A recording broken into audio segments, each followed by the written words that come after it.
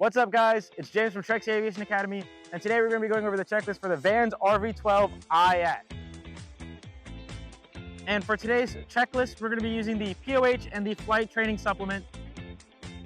For the RV-12, we have 6 main sections that we want to check: the cabin, the right and left wing, the fuselage, the empennage, the nose cone, and the landing gear. For our pre-flight, we're going to go ahead and want to start with the cabin. This is where we will remove our gust locks and our rudder locks. We'll go ahead and turn on our master, check the fuel gauge in the back, and then also we're going to go ahead and turn on our lights. What are these lights, you might ask? It's going to be our nav and strobe and our landing lights.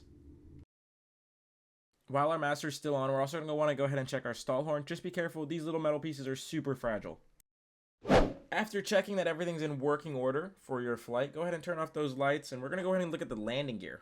Our plane has a fixed tricycle configuration, and it is taxied by differential braking compared to some other planes that are taxied by their rudder controls.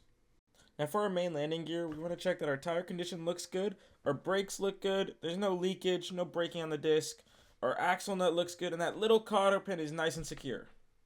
Make sure you check both the left and right main wheels, and then also the nose wheel, make sure it's all nice and secure. Now we're going to go ahead and move on to the wings. For our wings, we're going to be looking for our wing condition and contamination. Look at the wings in general, look for dents, wrinkles, missing or loose rivets.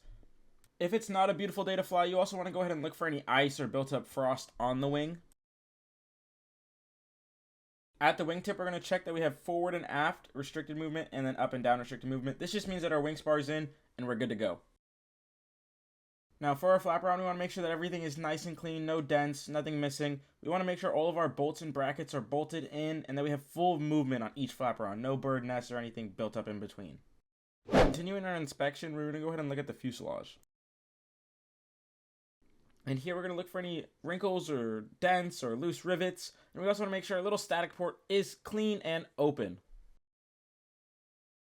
Empennage! Or the tail.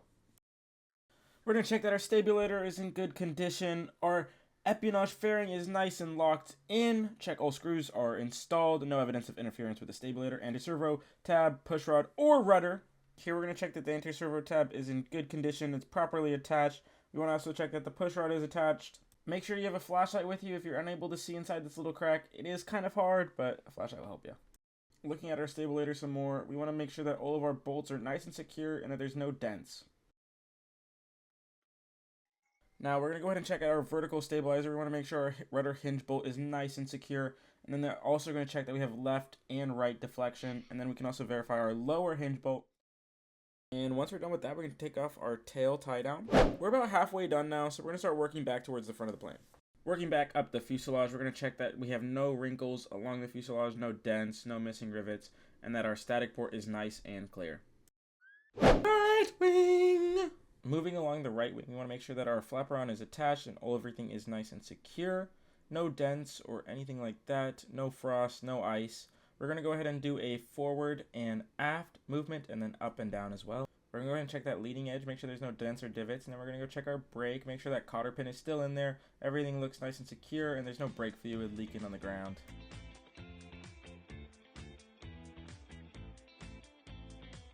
Mentioned a bit earlier, wing spars, they're going to just be on the left and right wing, and it's right here, and we just want to make sure this is nice and locked in. If it's not, there'll be an indication on the dash as well that starts lighting up and going crazy. The engine and the nose of the aircraft. Alright, and here we have our muffler. We want to make sure this is nice and secure, nothing's clogging it. Then we're going to go down to our tire. We want to make sure that is all nice and secure, locked in, no bald spots, no flattening, no missing screws. As you can see, we have a few air vents as well as our pitot tube. This is where we want to make sure that nothing's clogging it, it's all nice and secure. We want to make sure there's no bird nests in any of our air inlets. We're going to want to go ahead and check our propeller now. We want to make sure that there's no dents or divots or cracks along our blades. So go ahead and check all of your blades. If you have 2, check them. If you have 3, check them. If you have more, check them. I understand it's a lot of checking. We want to make sure our plane's good to fly. So one of the last things we're going to do is we're going to check our engine. Now, I don't expect you to be a mechanic and know what every valve or hose does, but we do want to look for a few things. We're looking for our oil level. We want to make sure that's nice and in the green for our plane. We want to make sure our coolant's looking good. And then we also want to make sure there's no valves that are missing or unplugged, any holes in any wires. Basically, anything that you see is unordinary. You might be like, James, we checked all the air inlets. There's no way there's a bird nest in here, right? Well, as I was actually going through this, in the top right corner of this video, you will see that we had a bird nest happen. And this is why it's always important to double check, triple check your pre-flight, because you want to make sure you have a safe flight and nothing intervening.